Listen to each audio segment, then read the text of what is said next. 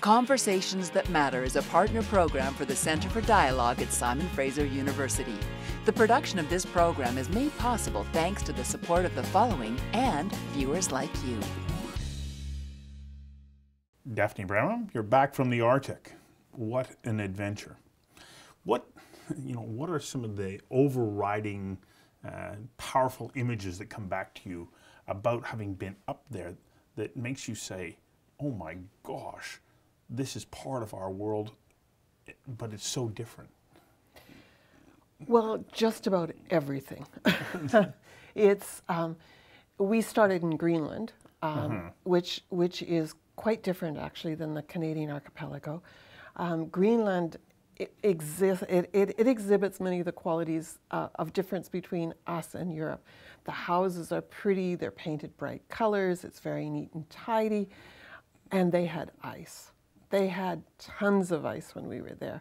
Beautiful icebergs, the world's largest ice fjord that's this glacier that's calving and disappearing at an alarming rate.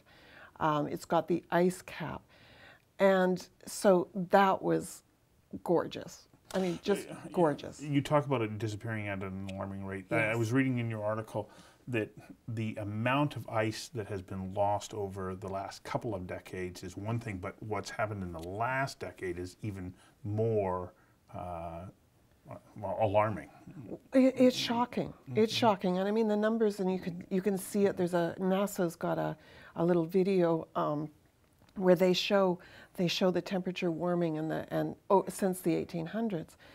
So we started in Greenland with some of the expectations that I had, which is we are going to see icebergs, we're going to see ice. We crossed Baffin Bay and barely saw an iceberg. Most years Baffin Bay has been clogged with ice. We went through the Southern Northwest Passage, the famous passage that Franklin couldn't get through, that hundreds of people died looking for Franklin, every year clogged up, even 10 years ago clogged up. We never saw ice. Really? That was the most shocking thing for me, to never see ice. Okay, before we get too much into the details of the trip, let's talk about what was the purpose of your trip. Well, I went along on one of the expedition ships, and it's a small ship. There were scientists going along from the Vancouver Aquarium to do some experiments which have never been done before, which is to filter Arctic water to see if there are microfibers and microplastics in it. And there was another group from the Five Gyres Institute, and they were also testing seawater to see if there were microplastics. They were testing for slightly larger microplastics, so they're two very complementary experiments that were going on almost every day. And I went along because we at the Vancouver Sun decided that this was just a very interesting story. And so I went to do a couple of those stories. The main stories that I thought I was going to write about were the Inuit people, microplastics, microfibers, sea change, sea ice depletion, and of course I wanted to see polar bears. It's also a fascinating opportunity because so few of us actually get up there. I was looking at what the cost is to fly to Baffin Island. You could go to Europe and have a 2-week vacation for less than the cost of a trip to go to Baffin Island. And it's, it is relatively inhospitable in the sense that you're not going to have any creature comforts. You are like in touch with Mother Nature in a way that we don't experience here.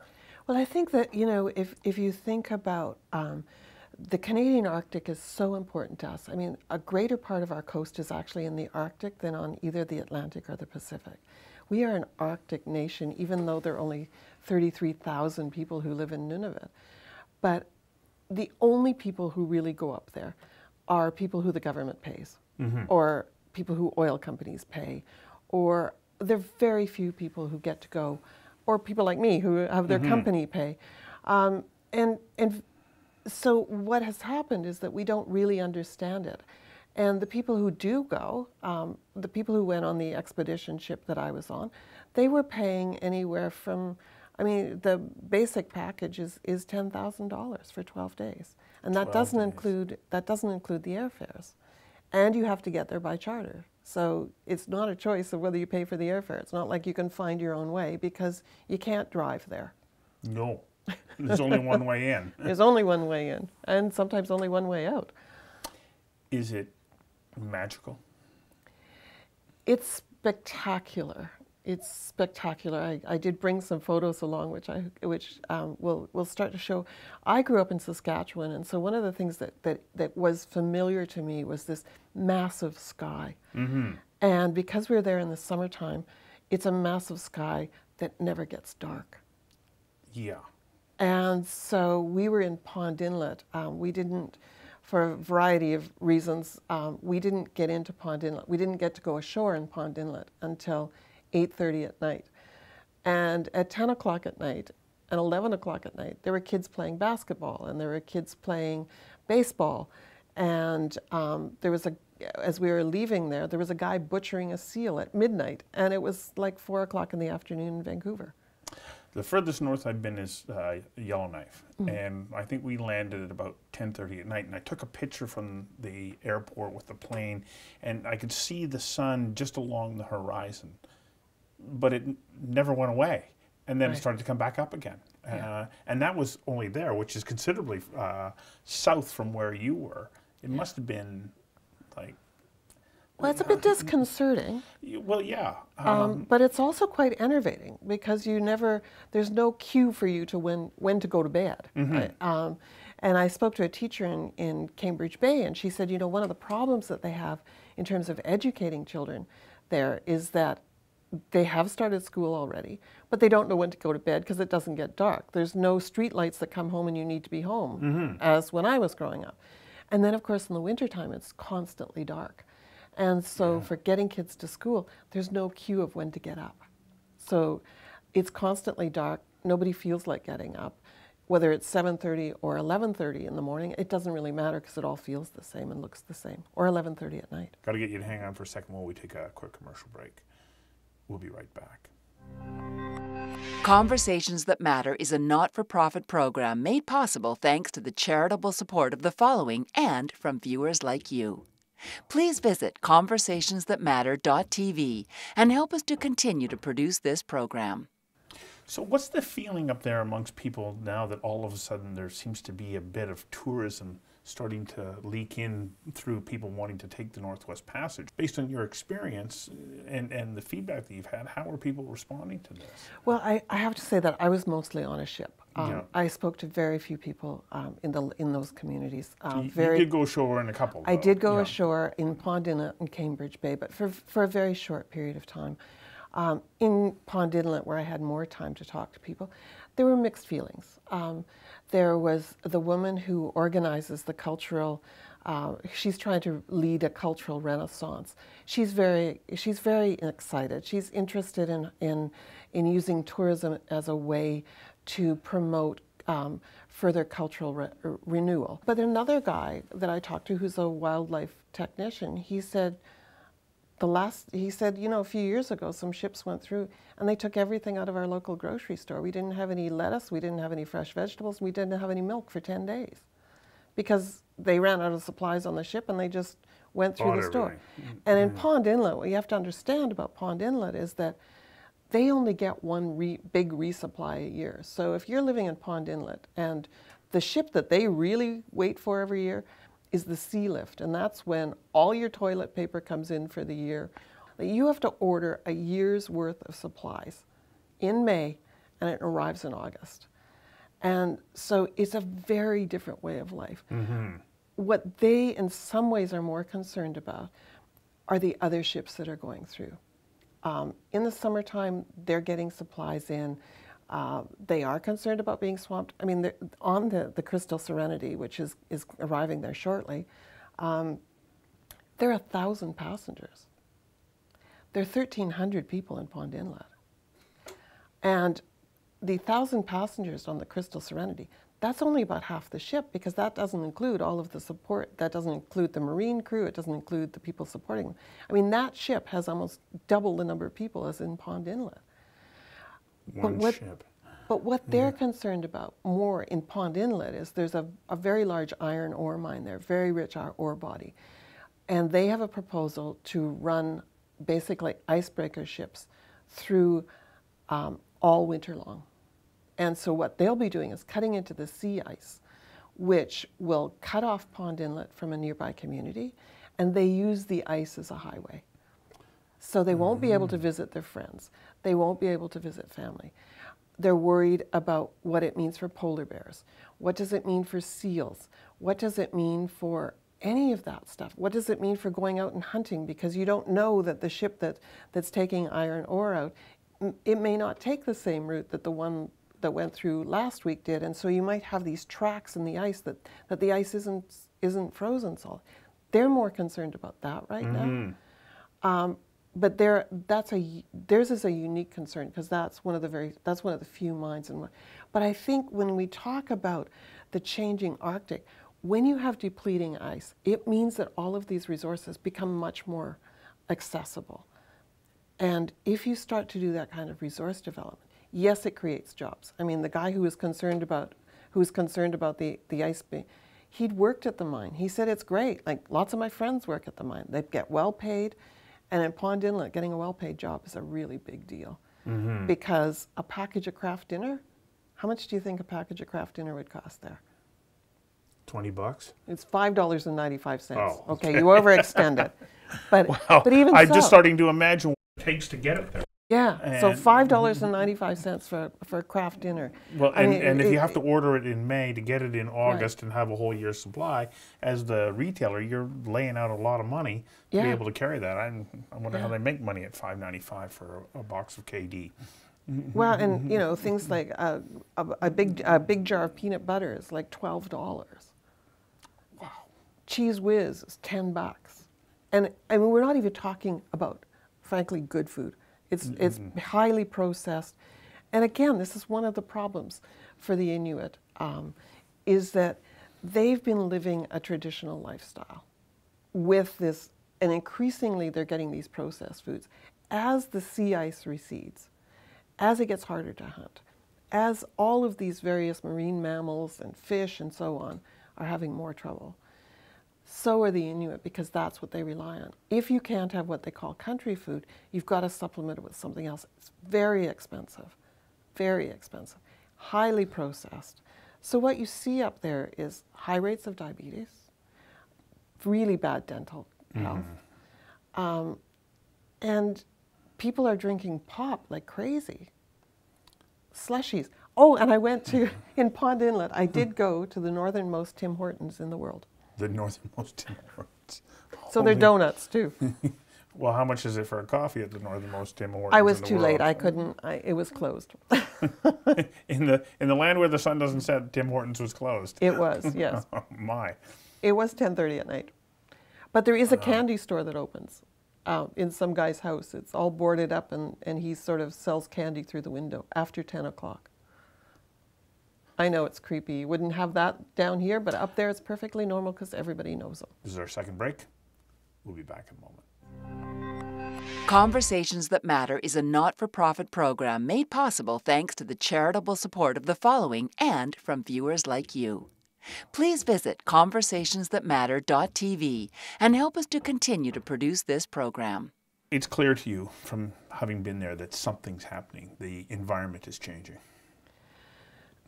Or is it hard to tell because you're sort of in and out? The environment is changing. Certainly everyone I spoke to, from the people who run the ships, who've been on these ships, John Nightingale, for example, for the president of the Vancouver Aquarium, he's been going up for years. He said he's never seen it like this.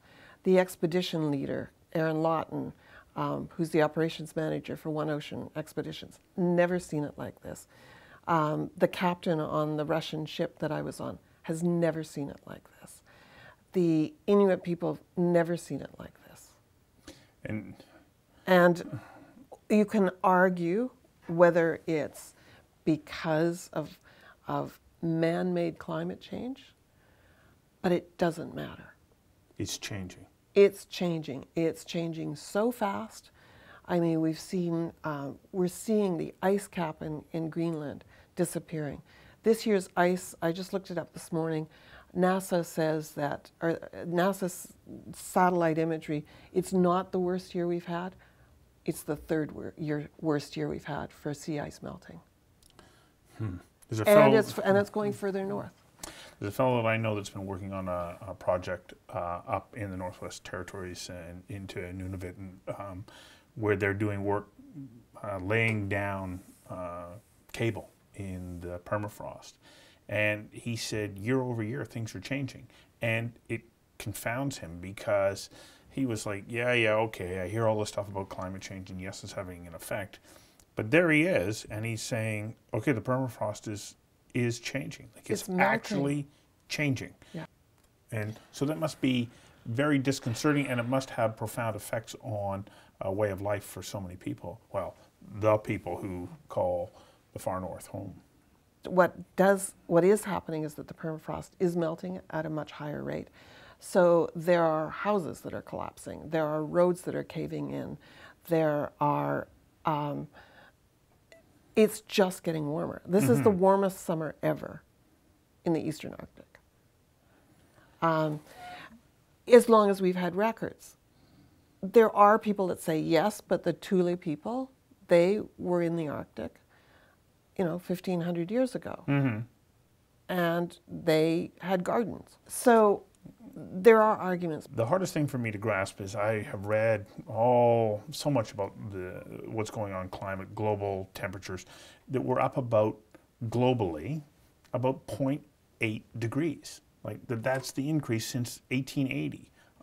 And I think, okay, how can just slightly less than 1 degree Celsius make such a profound difference in the Arctic? Is something different happening there than it is when you sort of, I guess, spread it out around the world? And I'm fascinated to know what it is, but to hear your firsthand experience about actually seeing that change right in front of your eyes. The University of Alberta is doing very good work tracking polar bears, and what they're finding with polar bears is they're having to swim further because there isn't ice that they can get on, so that means that they're not as healthy, so their population is, they're not on the endangered list. They're at one of the species, they're the level below that. But what they're finding is the female bears are having fewer cubs. They're finding that the average weight is lower. They're finding all of these things that are indicating that this is a species that's not doing very well. The caribou aren't doing as well. And what it comes down to is that unlike in many other places in terms of the food chain, everything in the Arctic depends on the ice. So under the ice you get photoplanktons that are growing. And those photoplanktons feed the foundational species, which is Arctic cod. Everybody eats Arctic cod. Anything bigger than zooplankton and photoplankton, cod is the species. The cod are not going to do very well either because the cycle of life is being interrupted. And so it goes all the way up the chain and down the chain. And again, it seems to me that it doesn't matter what's causing this change. You can I'm sure everyone would like to know, when is it going to end? What's it going to look like? Are these some of these quite lovely beaches? Are we going to be putting up umbrellas and serving Mai Tais on them? But fundamentally, it is changing, and there are species that are changing. They're finding species up there that never used to be up there. They're finding grizzly bears moving further. They've found the grizzly bears and polar bears actually come from the same source, so they actually can mate, and they have a couple of examples. They found a couple of baby bears that are half and half, and those little baby bears are now able to reproduce. Like they really, so it may be that the polar bears and the grizzlies will adapt some way, go back to something or other. So species will adapt, but will they adapt fast enough? And that's the question. The thing, isn't that it? is the real question. If this is speeding up to the point, and some of those graphs, they go like this and then they go straight up. We may be in that straight up phase. And if we are, can we adapt that quickly? And certainly the question of can we adapt that quickly is one that the Inuit ask themselves. I mean, these are the most resilient people in the world. Like, they live in the harshest climate. They have survived for thousands of years. They can adapt. But can they adapt quickly enough too? It's so fascinating, but I got to get you to hang on for one last break, one last commercial break. We'll be right back. Conversations That Matter is a not-for-profit program made possible thanks to the charitable support of the following and from viewers like you. Please visit conversationsthatmatter.tv and help us to continue to produce this program. The research about plastics in the ocean, we're already starting to hear some of the results coming in. Right. It's not good. We need to change our perception of plastics in the ocean to smog, because it's not big chunks. There are these little chunks. There are tons and tons and tons of little tiny pieces, and those are getting into the food system. And they're getting into microorganisms and larger animals of all sorts, and then they work their way into our food chain as well. Well, the shocking thing he said to me is, he said, if you eat oysters, he said, you're basically chowing down on your own fleece. You know that fleece jacket? We all wear fleece. We're in Vancouver. Everybody's got fleece. You put it in the laundry, 2,000 fibers are likely to come off it every time you wash. That's going to go right through the domestic sewer system, right out into the ocean, eaten by phytoplankton, which is eaten by the next species.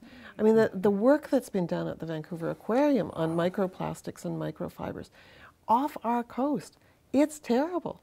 The yearlings, the little salmon babies, they're eating a lot of fiber. And so are the adults that are returning. And we're eating them. And the whales, those baleen whales, tons of the stuff they're filtering through. It's shocking. And so what do you wear? I mean, on the ship, I got to tell you, there were a lot of people wearing fleece on the ship. We started to feel badly about it. I didn't take any. I have to tell you, I did not take any. I did my research before, and I thought, I'm not showing up on the ship with fleece. Plastic bags, plastic, it all breaks down. This was quite an experience for you, wasn't it? It's extraordinary. It was just an extraordinary experience. It's changed you. Maybe reinforced things that you might have felt before, but I can see that it's affected you quite deeply. Oh, it has. It has. I mean, the entire experience of being there and spending time on a ship with experts and people who are so deeply engaged in thinking about what's happening to the world and how do we make the world a better place? And can we make the world a better place? Which is not such a bad thing. It's not such a bad thing. Thank you for coming in and sharing My part pleasure. of your experience. My pleasure. People can see the rest of it in your articles that are all posted on the Vancouver Sun website. Thanks.